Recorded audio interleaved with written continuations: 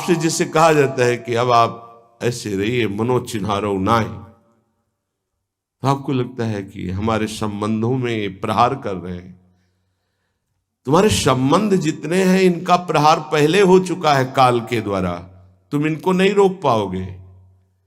काल पहले ही काट चुका है सारे संबंध। बस तुम संबंध का राग लेकर के यहां से जाओगे, दुर्गति हो जाएगी। और संबंध को प्रियालाल के चरणों में समर्पित करके जाओगे तो सदगति हो जाएगी, अनुराग हो जाएगा। जो आसक्ति संसार के संबंधों में है, वही आसक्ति जब संत महापुरुषों से हो जाती तो मोक्ष का खुला हुआ द्वार, ये भगवान कपिल देव जी कहते हैं। आप अपना अधिकार अपने में मत रखिए, गुरुजनों को दे दीजिए। अब हमारे जीवन की बागडोर आपके हाथ में है, आप जिस दिशा में चाहें ले चलें। हमारा केवल आपकी आज्ञा पालन करना कर्तव्य। तो कह रहे कदापि चिन्मयादुपरि चेत स्पृहारोहणे, यदि तुम्हें इस चेतन अचेतन जगत से मुक्त होने की इच्छा जागृत हो गई है तो पहला, स्नेह का संबंध किसी से मत रखिए। स्नेह का संबंध केवल प्रियालाल से रखिए। वही स्नेह जो माता में, जो पिता में, जो भाई में, जो बंधु में, पत्नी में, पुत्र में, वही स्नेह प्रियालाल को चाहिए। आप और सब कुछ दो, भगवत प्राप्ति नहीं होगी। ये स्नेह दे दो तो भगवत प्राप्ति पक्की हो जाएगी। सबसे स्नेह करो श्यामा श्याम के संबंध से। हमारा स्नेह का संबंध श्यामा श्याम से, श्यामा श्याम के संबंध से स्नेह कोई फर्क नहीं पड़ेगा। पर आपको अभी ये कला नहीं आती है। आप जब तक एक बार समस्त संबंधों के स्नेह को बटोर कर प्रियालाल के चरणों में समर्पित नहीं कर देते, तब तक आपको लगेगा, वाणी से बोलोगे कि सब भगवत भाव से ही, लेकिन पूरा राग यही है, ये हमारे अमुक है, हमारे अमुक है। इसलिए इस रहस्य को समझो, पहले हटो, फिर जब वो राग अनुराग में बदल जाता है तो फिर पूरे विश्व से प्यार करो, कोई फर्क नहीं पड़ेगा। सब जीवन सो प्रीति रीति निवाहत आपनी, क्योंकि वो रीति जानता है। हमारी रीति श्यामा श्याम के संबंध से ही सबको मानना। एकांत की रति विधान करो, शब्दों को समझिए। एकांत की रति विधान करो, अर्थात हमारे हृदय देश में केवल इष्ट और गुरुदेव के सिवा किसी से प्रीति नहीं। पर बहुत इस बात से हम कमजोर हैं। कहीं न कहीं हम अपनी प्रीति, हमारा दोस्त है, हमारा मित्र है, हमारा रिश्ता है, हमारा संबंध है, तो श्री जी करुणा करके आपको लाई अपने संबंध पुष्ट करने के लिए। फिर भी आप अज्ञानवश उन्हीं संबंधों को पुष्ट करते हैं जिससे आपकी दुर्गति हो जाए। जो आपके, अरे एक हिरण के बच्चा के संबंध ने एक जन्म नष्ट कर दिया, फिर और किसकी बात करें। इसलिए एकांत की रति विधान करो। एकांत की आपकी रति हो चुकी है, इसका परिचय। आपके सामने भारी विपत्ति आई, मन केवल श्री जी में, भारी संपत्ति सुख संपदा केवल श्री जी में मन, यह है एकांत की रति। अब उसको कोई विचलित नहीं कर सकता। जहां विषयी जन रहते हैं, विषयी जन संभाषण करते हैं, उस स्थान में, उस भीड़ में, उन लोगों के बीच में अरुचि हो जाना। रतिम मदन मोहने विदधताम तदेकांतिकीम। एकांत की भक्ति, विरति, जन समुदाय, प्रपंच भाषण करने वाले, इनसे संबंध नहीं। ना संतु जनतापने प्रतिवसंतु वृंदावने। जनता अर्थात केवल विषय प्रपंच की वार्ता करने वाले, तापने, हृदय में ताप पैदा हो उनके संग नहीं, मुझे संग नहीं।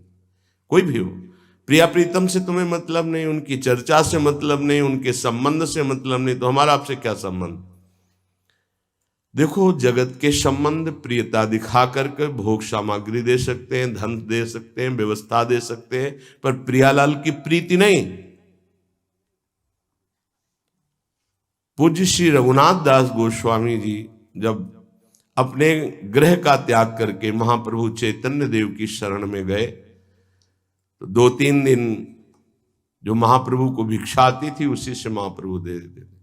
उनको लगा कि नहीं, जीवन जब महाप्रभु को समर्पित है तो हमको जीने का ढंग सीखना चाहिए, कैसे हम विरक्त होकर के जिए। इतने में घर से भेजे हुए बहुत से सेवक, रुपया, सामग्री, रसोईया सब आ गया, क्योंकि बहुत बड़े धनी थे उनके पिताजी और पिता के भाई, दोनों के बीच में एक लाड़िले पुत्र थे पूज्य श्री रघुनाथ दास गोस्वामी, जिनकी समाधि राधा कुंड में विराजमान है। अब सुंदर सुंदर पकवान, भोग सामग्री घर के भेजे हुए रसोइये सब बनाते, प्रभु को भोग लगता, महाप्रभु चैतन्य देव को भी। और फिर विचार किया, क्या ये माता पिता के द्वारा दी हुई सुविधा वैराग्य में कलंक नहीं है? मेरा जीवन प्रभु के लिए, क्या मैं प्रभु आश्रित नहीं जी सकता? जब विरक्त हो गया तो माता पिता के द्वारा दी हुई भोग सामग्री से जीना निषेध है। प्रवृत्ति और निवृत्ति 2 मार्ग हैं। प्रवृत्ति मार्ग में स्वयं अधिकार हो जाता है पुत्र और पुत्री का माता पिता की संपत्ति पर, निवृत्ति मार्ग में नहीं, स्वीकृत नहीं है। निवृत्ति मार्ग में स्वीकृत नहीं। जिसने इस स्वीकृति को स्वीकार किया वो कच्चा ही बना रहता है पूरे जीवन, पक्का वो कच्चा बना रहता है। ये दृढ़ बात समझ लीजिए। आज तक इतिहास है विरक्तों का। निवृत्ति मार्ग पर अगर वैराग्य ले लिया तो माता पिता के द्वारा उसका भरण पोषण कभी नहीं हुआ। आप पढ़ करके देख लीजिए, चाहे कोई भी हो, किसी भी मार्ग का हो। जब रत्नावती जी ने, उनके लिए चिट्ठी आई, पुत्र ने भेजा कि पिता ने सभा में मुंडी का पुत्र कह के कहा, मतलब सन्यासिनी का पुत्र कह के, माता हमारी इस नाम की रक्षा करना। जी हुई चिट्ठी पढ़ी तो महल छोड़ दिया उसी समय और नाई को बुलवाया, अपने जो राजरानी के बाल थे उतरवा दिया और संत सभा में बैठ गए। आज से कहा राजअन्न का त्याग। अब ग्राम नगर के द्वारा दी हुई भिक्षा के द्वारा भरण पोषण होगा, इस राजा के द्वारा दिए हुए नहीं। और पति थे माधव सिंह। जब ये बात सुनी तो उनको भयंकर क्रोध हुआ। मेरे सामने मेरी पत्नी, मेरा इस तरह का अपमान, मारने का प्रयास किया, निष्फल है। अंततो गत्वा, चरणों में हाथ रख के माथा रखा है, पढ़ के चरित्र देख लेना। नहीं इनके महल में रहूंगी, नहीं इनका भोजन पाऊंगी। विरक्त होकर के माता पिता के द्वारा भरण पोषण होना एक बार एक भिक्षा के लिए तो अनुमति है। अगर विरक्त हो गया है, एक भिक्षा अगर माता पिता करा दे तो वो स्वीकृत है, इसके अलावा नहीं। आप चरित्रों को पढ़ के देख, सिद्धांत से नहीं चलोगे तो 4 दिन बाद फिर उसी में आ जाओगे। जब हम विरक्त हो गए, पूरे विश्व का भरण पोषण प्रभु करते, तो मेरा नहीं करेंगे क्या? आज अगर कोई जुड़ा है तो वैराग्य और भगवत प्राप्ति के लिए जुड़ा है। हमारा संबंध संसारिक नहीं, भागवतिक। जिस मार्ग में हम हैं उस मार्ग में। रघुनाथ दास गोस्वामी को 2-4 दिन हुए, फिर अंदर आग लग गई। नहीं, पिता के द्वारा दिए हुए वैभव को नहीं भोगना, वापस। अब कैसे जिए? तो जहां सिंहपौर पर जगन्नाथ जी के सब भिक्षुक खड़े होते थे, उन्हीं के बीच में खड़े हो गए। अब जो बांटते हैं तो उनका स्वभाव है लेने वालों का दौड़ दौड़ कर आगे लेना। कभी कभी मिलता, उनको शांत खड़े रहते तो पा लेते, नहीं मिलता प्रसाद तो भूखे रह जाते। फिर विचार किया, इसमें खड़े होकर के भी एक वृत्ति बनी रहती कि आने वाला देगा, ये भी ठीक नहीं। एक जगह अन्न क्षेत्र में अन्न बंटता था, वहां से जाके लाने लगे। फिर विचार किया, विवेक धैर्य नहीं लेने देता। यार हम यहां कोई सेवा तो करते नहीं, क्योंकि भरपेट अन्न पाने का जिस क्षेत्र में अधिकार है तो वहां सेवा करना जरूरी। चाहे पोछा लगा दो, चाहे पत्तल फेंक दो, कोई सेवा वहां करनी चाहिए, तभी आपका वैराग्य सुरक्षित रहेगा, नहीं तो फिर ठीक नहीं है। वहां अन्य क्षेत्र में भी छोड़ दिया भोजन लेना। आप कैसे जिए? तो रात्रि में जो महाप्रसाद गाय को डाल दिया जाता था, गाय भी छक के जब नहीं पाती थी तो वो रात्रि के 10-11 बजे निकलते और वो महाप्रसाद जो पड़ा रहता उसको उठा के लाते, जल से धोते, सड़े सड़े निकाल के चावल, फिर उसे पाते। महाप्रभु ने पूछा, गोविंद, गोविंद दास सेवा में रहते, गोविंद ये रघु अब क्या पाता है? बोले प्रभु बहुत वैराग्य से रह रहे। बताया तो उनका, अच्छा ऐसा अमृत अकेले अकेले पाता है, हमको कभी निमंत्रण नहीं दिया, अब हम चुपके से छीन के पाएंगे।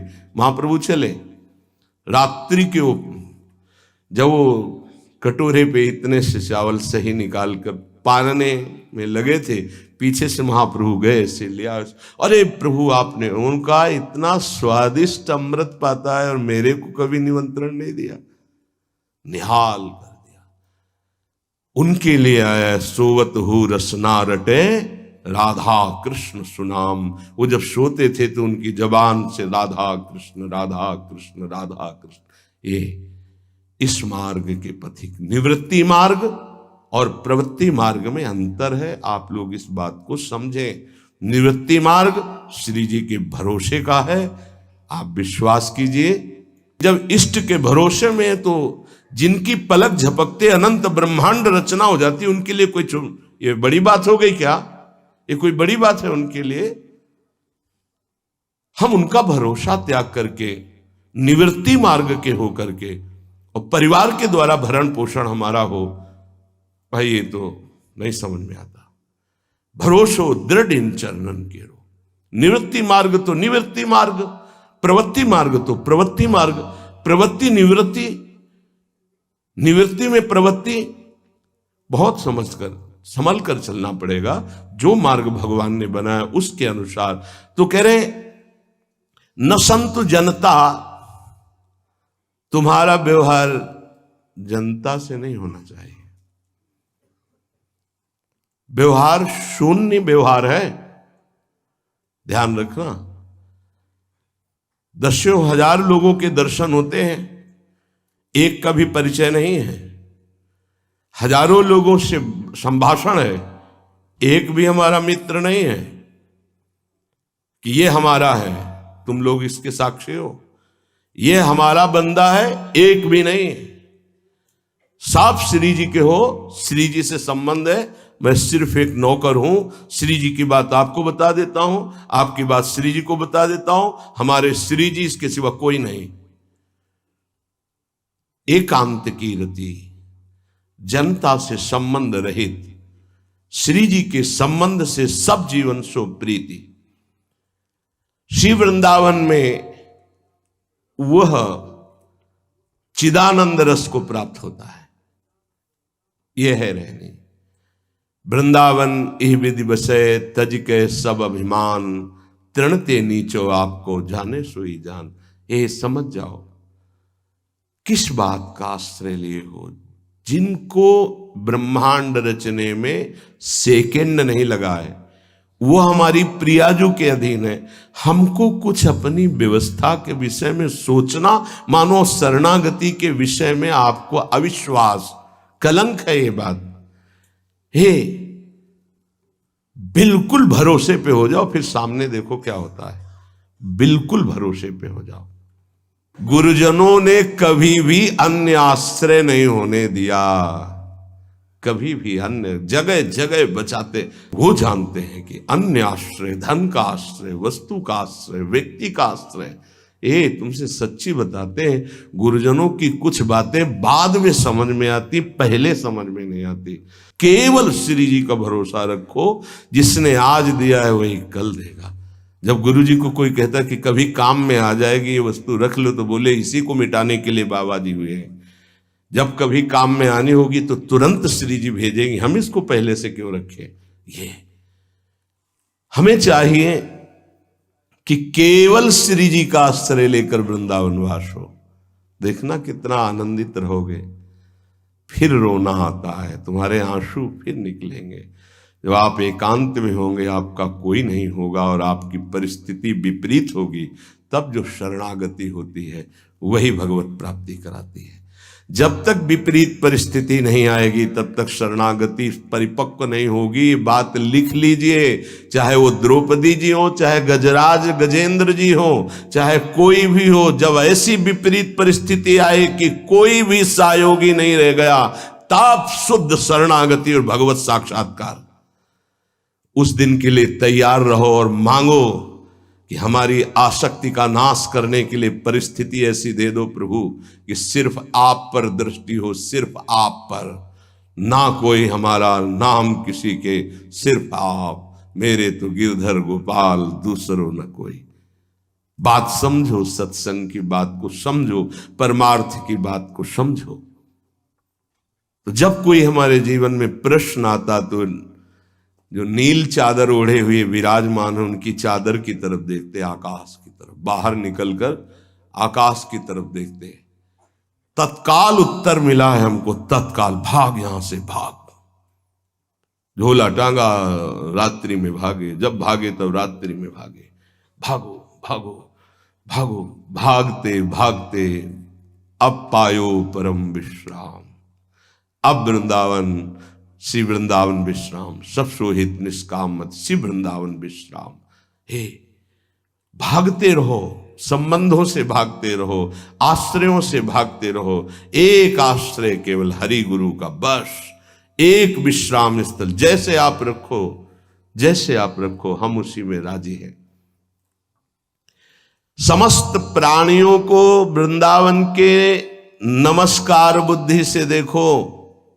देखो यहां की रहनी,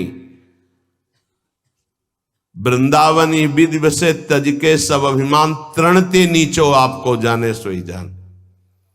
तृण से नीच अपने को जो जानता है सबको नमस्कार करेगा। और सच्चाई में देखो तो ऐसा ही है, कुछ नहीं है। कोरा अहंकार केवल है। क्या है हमारे अंदर? कुछ नहीं। अगर गुरु कृपा न हो, प्रियालाल की कृपा न हो तो कुछ नहीं। हाथ उठा के कहते हैं कोई बल नहीं है। बल है तो वो है, नहीं तो वो नहीं, तो कुछ बल नहीं। क्या बल है? आप देखो, अंदर से देख लो बैठ के, तुम्हारे अंदर क्या बल है। फिसल कर गड्ढे में गिरने का तो बल है, लेकिन गड्ढे से निकलने का बल तो नहीं है। फिसलने में क्या बल? फिसल कर गिरने का तो है, लेकिन गिर के संभलने का बल ये केवल गुरु का बल है, ये केवल इष्ट का बल है। इसलिए श्री धाम वृंदावन का आश्रय और वास स्वीकार करो। सबसे छोटा अपने को समझो, समस्त प्राणियों को नमस्कार करो। क्यों? क्योंकि कहीं कोई वृंदावन में किसी का अपराध न बन जाए। नमंतु ननु जंतु कानिह नमंतु रस्तु क्वचित। कहीं ऐसा ना हो जाए यहां किसी भी जंतु का, किसी भी जीव का, किसी भी शरीरधारी का अपराध न बन जाए। अगर वृंदावन में कोई अपराध ना बनने पावे और सबको हम नमस्कार करके रहें और श्री जी का केवल भरोसा रहे, तो आप चमत्कार देख लेंगे। अध्यात्म आपके अंदर प्रकाशित हो जाएगा। जैसे जैसे अध्यात्म प्रकाशित होता है वैसे वैसे शांत होता चला जाता है, मन शांत होता चला जाता है। कोई वासना हृदय में नहीं रहती। पूज्यपाद श्री उड़िया बाबा जी महाराज से प्रश्न किया, पीछे वर्णन किया गया था कि बड़े बड़े महापुरुषों की ये लोग निंदा क्यों करने लगते हैं, क्यों द्वेष करने लगते हैं? वो तो किसी से द्वेष नहीं करते। जितने महापुरुष हुए उनकी निंदा हुई है, वर्तमान में जितने हैं तो आप देख लो, सैकड़ों अगर नमस्कार करने वाले तो कुछ निंदक आपको मिलेंगे। ऐसा क्यों होता है? क्योंकि संत तो किसी से द्वेष नहीं करते, द्रोह तो उनके हृदय में होता नहीं। अद्वेष्टा सर्वभूतानाम, फिर ये क्यों होता है? निंदा क्यों करते हैं? तो कहते भगवान की दो शक्तियां हैं, एक है माया और एक है प्रेम भक्ति। जो प्रेम भक्ति से विमुख, उनके हृदय में माया शक्ति का प्रभाव रहता है। यद्यपि उनका द्वेष भी इसी से होता है। उनकी महानता देख करके वो वहां चल तो सकते नहीं, तो उनका द्वेष बन जाता है। महानता देख करके उसमें चल नहीं पाएंगे। जैसे कहावत में आता है कि एक ने अंगूर को बहुत कोशिश की पाने की, जब नहीं मिले तो कहा खट्टे हैं, प्रयास किया लेकिन नहीं मिला। तो उनका प्रयास माया जनित है, तो प्रेम या भक्ति या सद्गुण या भगवद आश्रय नहीं धारण कर पाते, तो उनको द्रोह हो जाता है संतों से। आप नरसिंह मेहता जी का चरित्र देखिए, बड़े बड़े भक्तों का, उन्हीं के गांव के लोग, उन्हीं के घर के परिवार के जनों ने ही द्रोह पैदा कर दिया। द्वेष, निंदा, मारने की चेष्टा, अपमान, ऐसे। अच्छा सोचो, उड़िया बाबा जैसे महापुरुष से क्या कभी ऐसा हो सकता है कि उनके मारने के लिए आदमी लगा दे? विचार करके देखो। पैसा देकर भेजा गया था कि सत्संग में जाके नाक काट लो। वो आदमी चुपचाप चाकू लेकर के आया और प्रणाम के बहाने तो संतों के सामने कौन रोकता, तत्काल चाकू निकाली और जे भी मारा तो हाथ पकड़ते पकड़ते चावल भर नाक में चल, मतलब थोड़ा सा ऐसे खून निकलने लगा। ऐसे बाबा ने रोका, पकड़ा और गुफा में ले गए। आज भी गुफा नीचे जो बनी हुई, बैठे और गरम दूध चीनी डाल के मंगवाया, पिलाया और कहा धैर्य धारण करो, बिल्कुल डरो मत, तुम्हें कोई नहीं मारेगा, तुमने ऐसा क्यों किया? तो रो पड़ा संत कृपा देख के और कहा बाबा मुझे इतने 1000 रुपए देने की बात कही गई थी कि बाबा मैं गरीब आदमी हूँ, पैसे के लोभ से बुद्धि मारी गई। उन्होंने कहा बस तुम ऐसे नाक में चाकू मार देना ऐसा। बाबा ने कहा कोई बात नहीं, कहाँ से आए हो? बोले हाथरस के हैं। बाबा ने ये नहीं पूछा कि किसने भेजा है। चतुरता इस बात की कि सब शिष्य थे, अगर ये पता चल जाए कि किसने तो उससे द्रोह हो जाएगा ना, बस इतना पूछा था क्यों तुमने ऐसा किया? तो बोले मुझे पैसा दे। ये नहीं पूछा किसने किया, क्योंकि उससे द्वेष हो जाएगा। अपने शिष्यों से कहा शपथ है हमारी, इसे डांटना भी नहीं और हाथरस की बस में सुरक्षित बैठाल करके आओ, चलो जाओ। बोलो ऐसे महापुरुष को फिर बाद में जो लीला, द्वेष की हद हो गई, संसार द्वेष की सूली पे चढ़ा दिया, जहर पिला दिया। मीरा जी को जहर पिला दिया, प्रहलाद जी को क्या? क्यों ऐसा करते हैं लोग? बोले माया से आसक्त चित्त वाले जब भक्त को देखते हैं तो उनके अंदर गाली देने का मन होता है, जलन पैदा होती, स्वभाव ऐसा स्वाभाविक है। उनके हृदय में इतना द्वेष पैदा होता है कि वो दुष्ट हृदय कैसे इनकी हानि हो, बस ये सोचते हैं कैसे इनकी। बड़ा विचित्र खेल है। इस संतों के साथ क्यों? पलटू बाबा को अयोध्या में झोपड़ी में ही आग लगा दी आसपास से, ऐसा क्यों होता है? तो बोलिए माया शक्ति कि जिसके हृदय में माया का प्रभाव, मलिन हृदय होता है, वो संतों से स्वाभाविक द्वेष करते हैं, जो कि द्वेष के पात्र नहीं है। वो किसी से वो द्वेष नहीं करते। एक संत आप चरित्र उठा करके देखो, संतों से द्वेष करने वाले प्रत्येक महापुरुष के जीवन में देखा गया कि द्वेष करने वाले, और कोई कोई तो उन्हीं के पार्षदों के रूप में द्वेष करने लगे, उन्हीं के पार्षद बनकर उनकी खिलाफत करने लगे और उन्हीं के पार्षदों के द्वारा उनको सूली पर चढ़ाया गया। बड़ा विचित्र माया का खेल है। इसी से वो भक्तों की निंदा करते हैं और भक्तों से द्रोह करके अपना सर्वनाश कर लेते हैं। तो क्या इससे बचा जा सकता है? यदि भगवान का नाम जप करने लगे, भगवान का आश्रय ले ले, तो दृष्टि बदल जाएगी। आप देख लेना, दृष्टि बदल जाएगी। नाम जापक सहृदय होता है, वो घोर पापी पर भी प्यार करता है। लोग समझते नहीं उनके हृदयों को। घोर पापी को भी वो प्यार करके भगवान से मिलाना चाहते हैं। यदि आप नाम जप करते हैं तो आप बच सकते हैं, नहीं संत द्रोह की वृत्ति अंदर पैदा हो जाएगी। ऐसे भोग लगेगा, पूरी मानसिक चिंतन होता है, फिर वो सेवा प्रगट में होती है। तो प्रगट सेवा ही मानसिक सेवा में पहुंचा देती है। पूज्य बाबा कह रहे, गोपी जनों की तरह प्रेम प्राप्ति के लिए सबसे पहले अपने इष्ट का चयन और इष्ट की अनन्यता। इष्ट की अनन्यता इष्ट की अनन्यता में आ गया, अपने इष्ट का नाम जपना, अपने इष्ट का मंत्र जपना, अपने इष्ट का ही गुणगान करना, अपने इष्ट के विषय में ही सोचना, ये सब आ गया। फिर इष्ट के श्री विग्रह की, मूर्ति की, छवि की, नाम की सेवा विराजमान करना। और जैसे गृहस्थ है तो जितने याम कर सके, जितना कर सके, लेकिन अगर विरक्त है तो 8 पहर की सेवा। हमारे पास और कोई काम नहीं, हमारी जिम्मेवारी है 8 पहर की सेवा। बाह्य पूजा, मानसिक पूजा, दोनों साथ साथ चलती हैं उपासक की।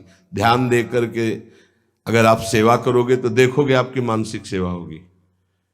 आज वो वाली नथ पहनानी है, वो ऐसे धारण करानी है, हाँ आज इस रंग की पत्रावली, इस रंग की चोली, इस रंग के ऊपर चुनरी और इस रंग का लहंगा, और ऐसे ये जो हो रहा है ना, ये मानसिक सेवा हो रही है, बहुत बड़ी चीज हो रही है। देखो आप लोग जो चिंतन करते, आज फूल बंगला ऐसे बनाना है, आज ऐसे, बहुत बड़ी सेवा हो रही। आज श्री जी की रसोई, ये मानसिक जो सेवा और बहुत जोर की सेवा, प्रगट सेवा का फल है मानसिक सेवा, और मानसिक सेवा ही सिद्धावस्था को प्रदान करती है, ये बात ध्यान दीजिए। और जो इष्ट का नाम मिला है वो केवल जबान से ही नहीं, चिंतन के साथ होना चाहिए। प्रेम की बात कर रहे हैं, केवल हम जबान से रट रहे मंगल है, लेकिन यहां कह रहे गोपी प्रेम की बात, गोपी जैसा प्रेम, उसका चिंतन होना चाहिए। जैसे राधा राधा तो हमारा चिंतन भी हो रहा है। बाह्य जप से बहुत समय लगेगा, जब बाह्य जप और आंतरिक चिंतन दोनों एक साथ होंगे, बहुत जल्दी वासनाओं का नाश होकर आनंद की उत्पत्ति होती है। केवल बाह्य जप से बहुत काल के बाद लाभ मिलता है, बाह्य जप के साथ आंतरिक ध्यान से बहुत जल्दी लाभ प्राप्त होता है। इष्ट देव का चयन, इष्ट देव की अनन्यता, इष्ट देव की प्रगट सेवा, मानसिक सेवा, और इष्ट देव का नाम ध्यान सहित जप, और इष्ट देव के ही गुणों का चिंतन करना। हमारी श्री जी का ऐसा स्वभाव, हमारे लालजू का ऐसा स्वभाव, उन्हीं की तरफ चिंतन करना। अन्य सब संबंध चिंतन को छोड़ना गोपी प्रेम की प्राप्ति है। महाराज जी सुनते हैं श्री सुखदेव जी का वैराग्य बहुत तीव्र और उच्च कोटि का था। क्या ऐसा कोई साधक वैराग्य नहीं धारण कर सकता? इस कोटि का वैराग्य क्या साधु के अंदर, साधक के अंदर नहीं आ सकता? निश्चित आ सकता है, पर ये सकामी साधक के अंदर नहीं, विषयी साधक के अंदर नहीं। जो निष्काम भाव से दृढ़ निश्चयी है कि केवल शरीर पोषण के लिए वस्त्र और भोग आदि, जो प्रारब्धवशात कोई चाह नहीं, उसके हृदय में तीव्र वैराग्य जागृत होता है। दृढ़ लक्ष्य, दृढ़ निश्चयी, शरीर की भी परवाह नहीं, नहीं खान पान ते भावे है, नहीं कोमल वसन सुहावे है, सब विषय लगे ते खारा है, हरि आशिक का मग न्यारा है। जो अंदर से दृढ़ निश्चयी नहीं है, अंदर से भगवत प्रेम का भाव लक्ष्य नहीं है, तो बाह्य त्याग फिर दंभ पैदा कर देता है, दिखावटीपना फिर आने लगता है, जो बहुत ही साधक के जीवन में धोखा पैदा कर देता है। ये बुद्धि है, बहुत जल्दी सिद्ध होना चाहती है, फिर वो नाटक शुरू कर देता है, बहुत शास्त्र विरुद्ध आचरण होने लगते हैं। इसलिए निष्काम भगवत प्राप्ति का दृढ़ लक्ष्य, निरंतर भगवत चिंतन, खान पान आदि से राग रहित, तो श्री सुखदेव जी जैसा वैराग्य आ ही जाएगा। पूज्यपाद बाबा कहते ऐसा नहीं कि उनको जो वैराग्य था वो किसी को प्राप्त ही नहीं हो सकता। लाखों हो गए हैं, देखा थोड़ी सबने, लाखों हो गए, लाखों हैं, लाखों होते रहेंगे। ये भगवान की सृष्टि है। जैसे जड़ भरत जी की स्थिति आई, उनसे ऊंची ऊंची स्थिति के ज्ञानी महापुरुष देखे गए, उनसे ऊंची स्थिति के। ज्ञानी महापुरुष देखे गए, पर चर्चा उनकी गाई गई है। भगवान ऋषभदेव जी के पुत्र हैं, लेकिन ऐसे लाखों जड़ भरत हो चुके, लाखों होंगे। ये भगवान की सृष्टि, ऐसे ऐसे महापुरुष ब्रह्मबोध संपन्न देखे गए, जिन बिल्कुल निरपेक्षता की मूर्ति, निरपेक्षता की मूर्ति। हाँ, जिस दिन से सन्यास हुआ कभी वस्त्र ही नहीं धारण किया, दिगंबर, गंगा जी का किनारा वही, और ऐसा सरल स्वभाव कि मतलब देखने से ऐसा लगता था देखता ही रहे कोई। ऐसे सब जटा, सब बाल, ऐसे दिगंबर बैठे हुए, वो भोला बालक जैसा चेहरा, वो तपस्या के धनी, बड़े बड़े धर्म सम्राट करपात्री जी आदि साष्टांग दंडवत करते। असनी गंगा किनारे स्वामी श्री अनंग बोधाश्रम स्वामी, सेनपुर स्वामी श्री मग्नानंद सरस्वती जी, नजफगढ़ श्री स्वामी ओंकारानंद, ये गंगा का किनारा ना, एक से एक महापुरुष, सिद्ध महापुरुष। पूज्य बाबा, ये भगवान की प्राप्ति भगवान की इच्छा पर निर्भर है या पुरुषार्थ पर निर्भर है? भगवत प्राप्ति भगवत इच्छा पर निर्भर है कि वो जिसको चाहेंगे मिल जाएंगे, या अपना भी कोई पुरुषार्थ है? भगवान की आज्ञा का पालन करते हुए जो पुरुषार्थ करता है उसी को भगवत प्राप्ति होती है। ये कायरता नहीं कि बैठे भगवान की इच्छा होगी तो भगवान मिल जाएंगे, ऐसे कभी नहीं होगा। देखो जो वर्णन कर रहे हैं महापुरुष है, भगवान की आज्ञा का पालन करते हुए भगवत प्राप्ति के लिए बहुत प्रयासशील, जितनी हम में सामर्थ्य है, निश्चित उसको ही भगवत प्राप्ति होती है। जिसका जितना तीव्र पुरुषार्थ होगा उसका उतना ही भगवत कृपा उसके ऊपर उतरेगी। पुरुषार्थ अत्यंत आवश्यक, रात दिन जो लगे हुए। सिद्धि असिद्धि में सम रहना है भगवान की इच्छा की बात है, ये छोड़ दो भगवान पर। फल की सिद्धि असिद्धि में हमारा प्रयास पूरा रहेगा, उसी को भगवत प्राप्ति होगी। सिद्धि असिद्धि में सम रहो, लाभ मिला कि नहीं मिला, फायदा हुआ कि नहीं, इस पर सम रहो, इस पर ध्यान मत दो। तुम पुरुषार्थ करते रहो, प्रयास करते रहो, निश्चित तुम्हें भगवत प्राप्ति हो जाएगी, पक्का। देखो ये पूरे जीवन की यात्रा की बात है, 4 दिन में सुधरने वाले नहीं हैं। विश्वास हमारी बात पर करना, ये कोई छोटे मोटे शत्रु नहीं है, नहीं तो तुम्हारी साधना फिर ढीली हो जाएगी कि 2 साल हो गए, अभी तो हम काम विजयी नहीं हुए, क्रोध विजयी नहीं हुए, अभी हम लोभ विजयी नहीं हुए, मोह विजयी। छोड़ो ये सब बातें, तुम भजन का पुरुषार्थ करो, जैसी स्थिति है वैसे शांत रहो, शांति से ये नष्ट हो जाएंगे। निरंतर भगवान के स्मरण में लगे रहो। भक्तों की ये मान्यता फल पर होती है कि भगवान जैसा चाहे, लेकिन पुरुषार्थ पर नहीं। हमें जो समय, जो दिनचर्या, जो भजन, उस पर हम कायर बन करके नहीं बैठेंगे अब जैसा भगवान नहीं। उसके लिए हमें जो गुरुदेव ने आज्ञा करी, जो दिनचर्या, जो भजन, उस पर तत्पर रहेंगे। आप बहुत जोर देते हैं भजन पर, तो भजन किसे कहते हैं? अर्थात हम किसको माने कि भजन हो रहा है? उत्तर, अंतःकरण में निरंतर अपने इष्ट का गाढ़ चिंतन होना भजन कहा जाता है। अंतःकरण शब्द बोला है, यहां से गाढ़ चिंतन होना, निरंतर भजन कहते हैं, जिसे भगवदाकार वृत्ति, उसे भजन कहते हैं।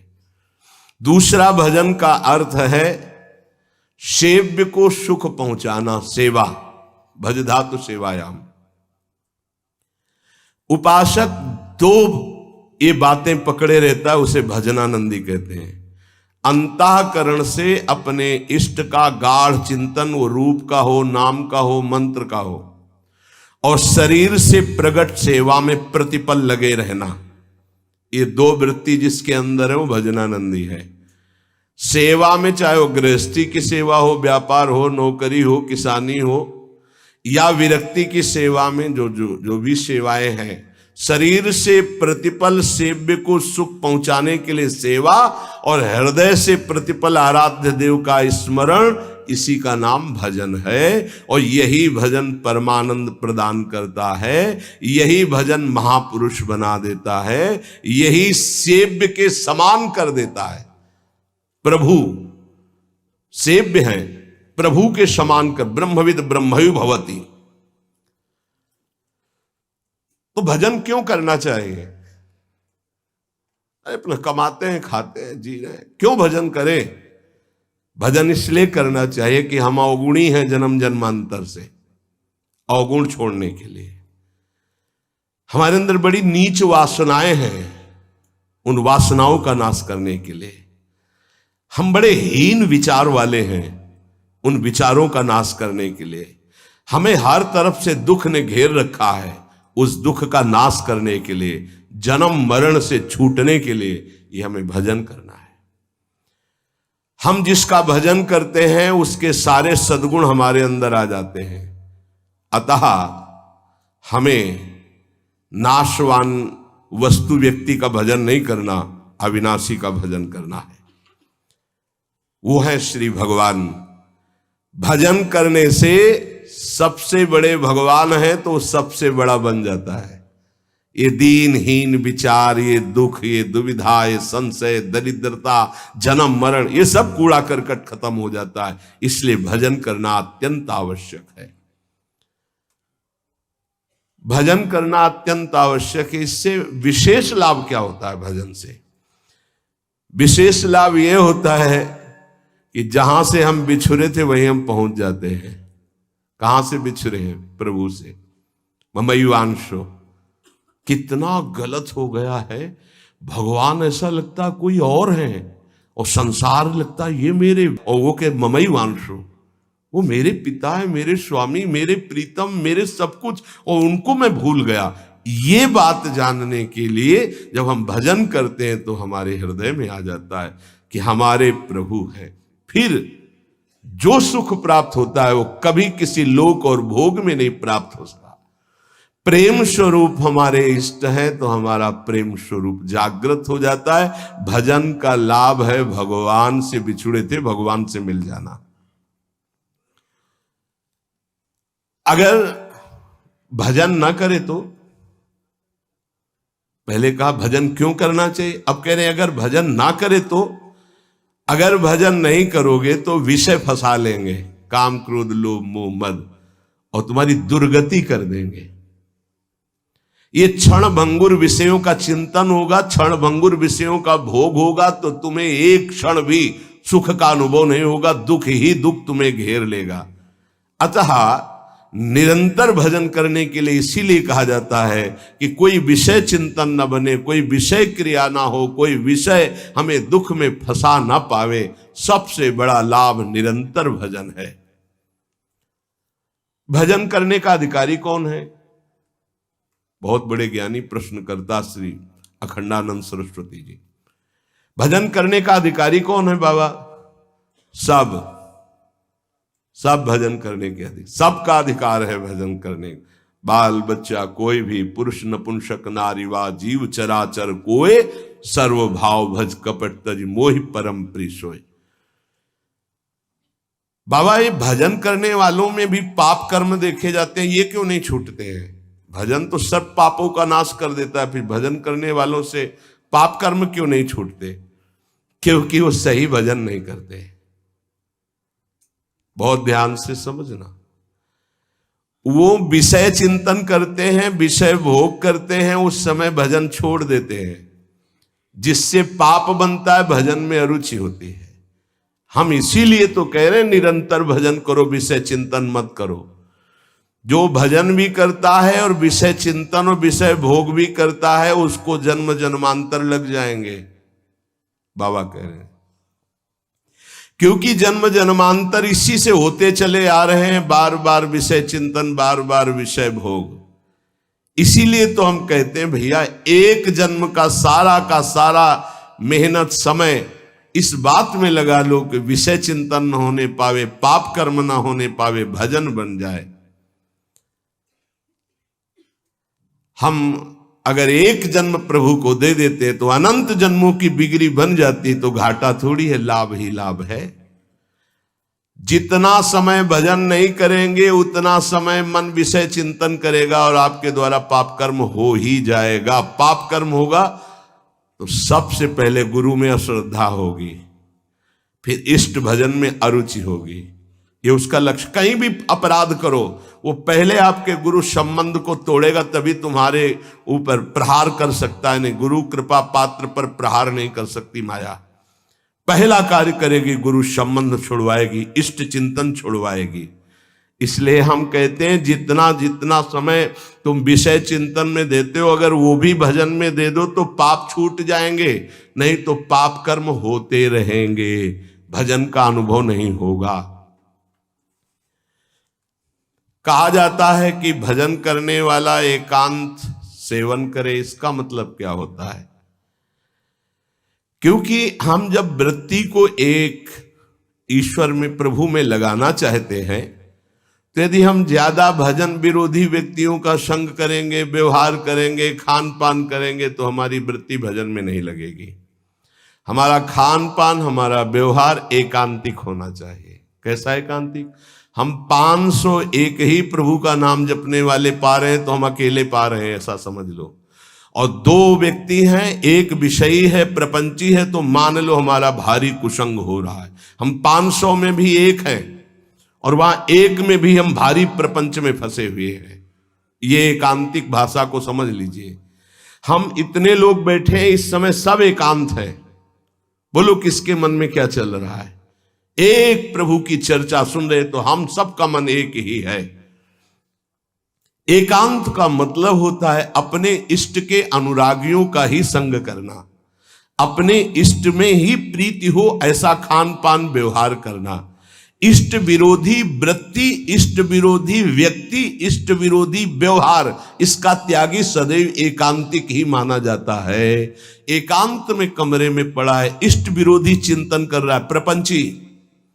एक केवल साथ चल रहा है, वो इष्ट विरोधी व्यवहारी है, प्रपंच।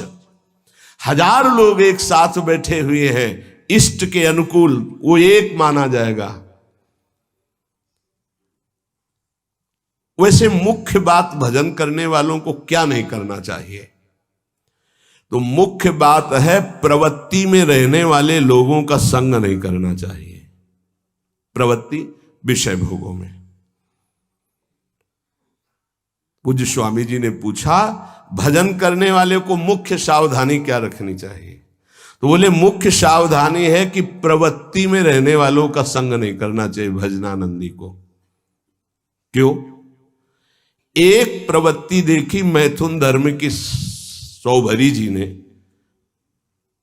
तो 50 ब्याह किए। तब उन्होंने श्लोक लिखा, संगम त्यजेत मिथुन व्रतिनाम मुमुक्षु सर्वात्मनान विसजेत बहिरिंद्रियाणि। अय मुमुक्षु, संसार से मुक्त होने वाले साधक, ये जो मैथुन प्रवृत्ति में युक्त जन है, इनका संग भूल के भी मत करना। उनमें परमाणु है ऐसे, वो तुम्हारे को विचलित कर देंगे, तुम्हारे भजन को छीन लेंगे, तुम्हारा भजन का मार्ग अवरुद्ध हो जाएगा। संगम त्यजेत मिथुन व्रति नाम, यही बाबा ने बताया। भजन करने वालों को विशेष त्याग की बात क्या है? क्या ऐसा है जो उनको बिल्कुल नहीं करना चाहिए? तो बोले जो प्रवृत्ति में, संसार के भोगों में है, निवृत्ति मार्ग के उपासक, भगवत प्राप्ति के मार्ग के उपासक, उनका संग नहीं करना, उनके साथ चलना, उनसे संभाषण करना, ऐसा। अगर भगवत चर्चा जनित प्रश्न है, आप उत्तर देने की क्षमता रखते हैं, इसके बाद राग नहीं करेंगे। क्षमता का मतलब समझते हो? जैसे हम आपसे संभाषण किया, अब आपकी याद नहीं आनी चाहिए संभाषण हटने के बाद। अगर आपकी छवि आई हमारे दिमाग में, आपका चिंतन हुआ, तो इसका मतलब आप अभी अधिकारी नहीं हैं। लाखों से संभाषण हो, लेकिन सब में राधा वल्लभ लाल की ही स्मृति रहे। राधा वल्लभ लाल एकांतिक में ध्यान में रहने चाहिए, एक भी छवि बाहरी नहीं आनी चाहिए, तब वो अधिकार प्राप्त होता है समाज सेवा का उपासक को। अधिकाधिक भजन में प्रवृत्ति करने वाले को ऐसे संग का त्याग करना चाहिए। बहुत जोरदार का संग होता है प्रपंच का। जैसे संत संग की महिमा है, ऐसे प्रवृत्ति मार्ग के संग की भी महिमा है। सीधे प्रवृत्ति में उतार देते, सीधे प्रवृत्ति में। बहुत सावधान, बहुत सावधान। ये महापुरुष जन ऐसे नहीं बोल रहे, बहुत सावधान। प्रवृत्ति मार्ग के जनों का संग करना सबसे ज्यादा त्याज्य विषय भजन करने वालों को है, ये ध्यान रखें। बहुत तरह से फंसाव हो जाते, बहुत तरह से जलना पड़ता है, जलना पड़ता है। महसूस होता है कि हमने गलत किया, जो हमने स्वीकार किया वो गलत किया, महसूस होता है। पर एक बार स्वीकृति हो गई तो कुछ भी हो, इनका बेड़ा पार होना चाहिए। जिद्दी स्वभाव संतों का होता है, पर महसूस होता है। जब तक वैराग्य की प्रबल भूख न जागृत हो जाए और जब तक भगवत प्राप्ति का दृढ़ लक्ष्य ना हो जाए, तब तक संग नहीं करना चाहिए। नहीं, रंग जो है वही चढ़ेगा जैसा हम करते हैं। महाराज सकाम भक्ति सुनते हैं और निष्काम भक्ति सुनते हैं, तो इसका क्या मतलब है? सकाम भक्ति और निष्काम भक्ति का अंतर क्या है? जो केवल प्रभु को चाहता है उसे निष्काम भक्त कहते हैं, और जो प्रभु से चाहता है उसे सकाम भक्त कहते हैं। सीधी भाषा में बाबा ने, जो केवल प्रभु को चाहता है वो निष्काम भक्त है, जो प्रभु से चाहता है वो सकाम भक्त है, जो केवल गुरुदेव को चाहता है वो निष्काम भक्त है, जो गुरुदेव से चाहता है अपनी अनुकूलता, अपने लिए, वो सकामता और निष्कामता में है। ये प्रभु से संबंध सिर्फ प्रभु चाहिए, प्रभु का वैभव, प्रभु से कुछ नहीं, सिर्फ प्रभु से प्रभु चाहिए। आप चाहिए, आप गुरुदेव से सिर्फ गुरुदेव चाहिए। आप अपने स्वरूप में स्थित हैं, आप अपने स्वरूप का बोध करा दीजिए। जो हम आपकी शरण में हुए हैं तो हम आप में तदात्म हो जाएं, बस आपसे और कुछ नहीं चाहिए। केवल प्रभु से कोई चाहना, प्रभु से प्यार ना होना सकामियों का लक्षण है। प्रभु से कुछ न चाहना, केवल प्रभु से प्यार करना, यह निष्कामियों का लक्षण है। ऐसे बड़े बिरले निष्काम। और महाप्रभु अपने धर्म के लिए तो कहते हैं, सबसे पहले कह रहे सबसो हित निष्काम मति, कोई चाह नहीं। सुना है कि पराभक्ति और ज्ञान में कुछ अंतर रहता है या नहीं? आपका क्या विचार है? क्योंकि पराभक्ति और ज्ञान दोनों अलग अलग हैं, पर है कैसा? तो हम तो नारायण स्वामी के विचार को ही स्वीकार करते हैं। पूज्य बाबा कह रहे हैं पराभक्ति और ज्ञान में तनिको नाही भेद, नारायण मुख्य प्रेम है, कहे संत अरुवेद। जब पराभक्ति को उपासक प्राप्त होता है तो उसमें शुद्ध ब्रह्म बोध भी रहता है और भगवत प्रेम भी रहता है। ये बड़े आश्चर्य की बात है। गीता जी में तो संकेत रूप में बोध को ही प्रधान कहा। ब्रह्मभूता प्रसन्नात्मा न शोचति न कांक्षति, समा सर्वेषु भूतेषु मद भक्तिम लभते पराम। मेरी पराभक्ति का परम लाभ क्या हुआ कि ब्रह्मभूत हो गया। और बाबा नारायण स्वामी के दोहे से कह रहे कि पराभक्ति में एक चमत्कार विशेष ये होता है कि उसे ब्रह्मबोध भी हो जाता है, आत्मस्वरूप का बोध भी, और भगवत प्रेम भी हो जाता है। पराभक्ति और ज्ञान में तनको नाही भेद, इतना है कि इसमें मुख्य प्रेम भगवदाकार भी रहता, स्वरूप बोध भी हो जाता है, जो पराभक्ति को प्राप्त हो जाता है। भगवत प्राप्ति के अनेक मार्ग हैं। एक पुरुष के द्वारा कई मार्गों में नहीं चला जा सकता, इसलिए साधक एक मार्ग का चयन कर ले और अपने गुरु प्रदत्त भजन भक्ति का विस्तार करे, आगे बढ़ाता चला जाए। इतना जरूर ध्यान में रहे कि भक्ति में विषय सुख नहीं है। अगर विषय सुख की आकांक्षा करेगा तो भक्ति अंतर्ध्यान हो जाएगी। ऐसा मान ले कि हमारे भाग्य में नहीं है, मान लो ना, पर बड़े भाग्य हैं, कोई भाग्यहीन थोड़ी हो। ये जो विषय सुख है ये तो पापियों को भी प्राप्त है। सुत दारा धन लक्ष्मी पापियों के घर होए, संत समागम हरि कथा तुलसी दुर्लभ। तो तुम्हारा दुर्भाग्य नहीं है, तुम उससे हंसने के लिए तैयार हो रहे हो, उसके साथ खेलने के लिए तैयार हो रहे हो जो बड़े बड़े मुनियों के भी ध्यान में नहीं आते। तुम्हारे भाग्य से नहीं है। ध्यान मुनि मन ध्यान धरत, थोड़ा अपने लक्ष्य की तरफ। और जब निकस कुंज ठाढ़े भय और भुजा परस्परंस, जब इनको तुम देखोगे तब कैसा होगा? आनंद समुद्र प्रिया प्रीतम। उपासक, विषय सुख भक्ति में बहुत बाधक है। जिसको भक्ति की सिद्धि करनी है, प्रेम प्राप्त करना है, तो विषय सुख से बचना चाहिए। मन में लागी चटपटी कब निरखूं घनश्याम, तो नारायण भूल्यो सभी खान पान विश्राम। ये दोहा एक संत भगवान थे, गंगा के किनारे मिले थे, ये बार बार कहते थे, जो बड़ी मस्ती में गाते थे। मन में लागी चटपटी कब निरखूं घनश्याम, नारायण भूल्यो सभी खान पान विश्राम। विषय सुख भक्ति में नहीं। ब्रह्मादिक के भोग सब विषम लागता ही, नारायण ब्रज चंद की लगन लगी है जाही। जब विषय सुख का सेवन साधक करने लगता है तो प्रभु का चिंतन छूटने लगता है, प्रभु में सुख नहीं लगता है। ये सबसे बड़ी कमी की बात।